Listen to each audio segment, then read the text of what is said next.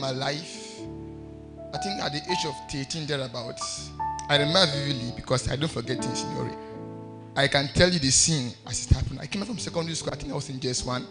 Then I went to the toilet to ease myself. I looked from the window. A lady was easing herself. That picture I saw was recorded in my memory. That was the first day I did something. I didn't even know what it was called. But I knew at age 13 at least I must have been producing semen. Is that true now? Yeah. I understood that I lay on the bed and something happened and something came out. I said, this is water. And after, let's just say, after a year plus or so, I saw a track, and they wrote on the track masturbation. I had to find a meaning. What is this? I said, okay, that was what I did. That was how it continued. For years. Not until something happened. Some months ago, that is in last year, I was in my friend's house listening to, I think, see a mass message there about. Then I saw a picture of Pastor Japheth. It just flashed my mind. And then I was like, this is the same place Malachi told me that he used to go to. Pistis place. Though I've been with people in the former venue, the other side, IBB. So I was like, why is it coming? So I just beefed. So it was bothering me. You can testify. We asked him, where is your program?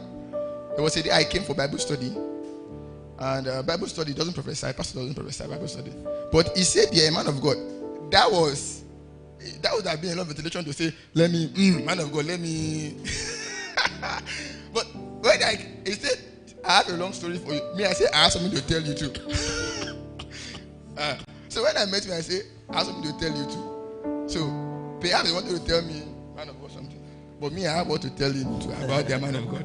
But when I was coming, actually, I didn't tell you that part. I lost. I went to Akpaniko Market. So I was like, just go home. Why? I even lost himself. Why should he even go to the program? You know by force. But I still said, let me just take the route straight. And when I said, Amazing Grace, this is the place. Because I was here, I think, for a fresh fire conference like that once. I was like, wow, this is the place. I entered. That was how I came. So, let me go back to my story again.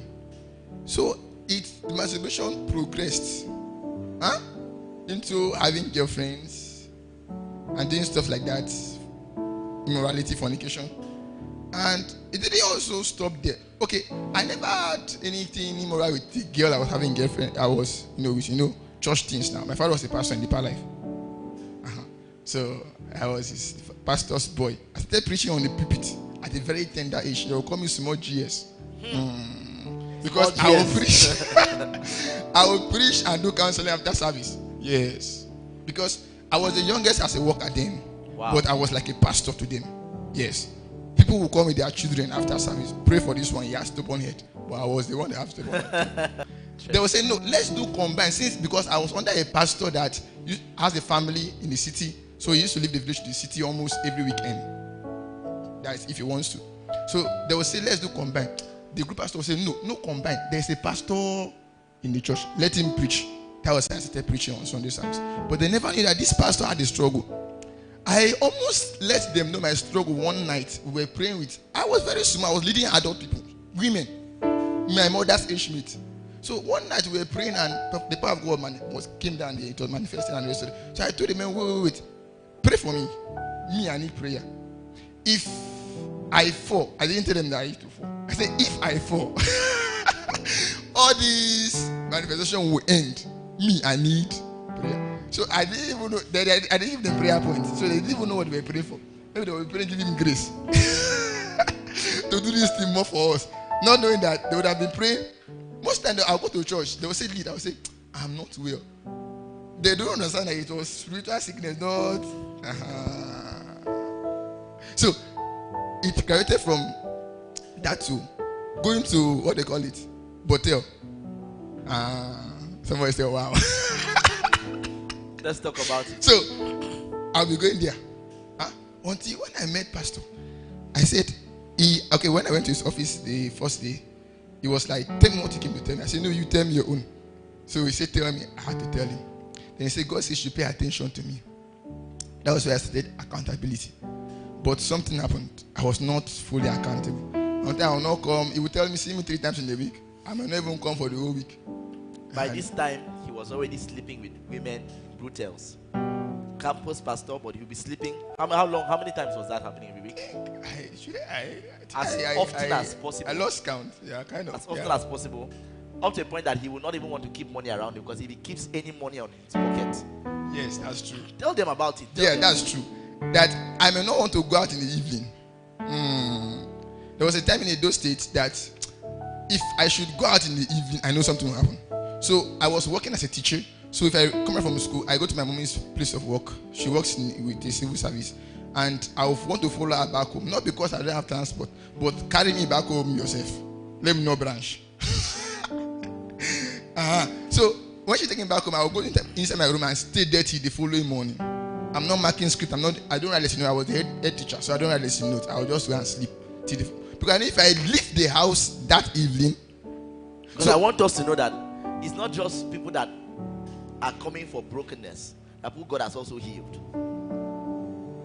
Are you hearing what I'm saying? Because you cannot say broke. Do we have track records of transformation? Also important. Okay. So I will have to keep money aside, put it in the bank, maybe. But it didn't stop there. The thought came. I think I even lost my phone self at a point. So the thought came. But you have your SIM. You can do transfer. She will collect transfer. Are you listening to this? She will collect transfer. So I not back here. We look collect transfer. I say, this is a full campus pastor. So many years we have been preaching the gospel. I belong to an outreach. I think it should be 9 years old. The outreach have lasted. We have been going to different communities preaching the gospel. Power will be flowing, healings, deafness, whatever it will be happening. But this man was broken in the inside. Not until God helped me. Pastor Japheth gave me some messages I was listening to. One of them that was notable was the Might of Hell. I listened to it over. Please, I want to beg every man in this room. Please go and listen to the Might of Hell. Listen until it does something to your spirit, man. Even up to yesterday, I kept hearing talking about the Might of Hell. The Might of Hell. Unveiling the glory generation. Unveiling the glory generation. Robbers at the gate of destiny. It's the message that changed his life. 1 and 2. Please find this message. Men, you need to. Those of you that are following online, please go get this message. Put up the link for them to listen to this. Please, men, I beg it will change something in your life. I'm being as honest as I can be with you.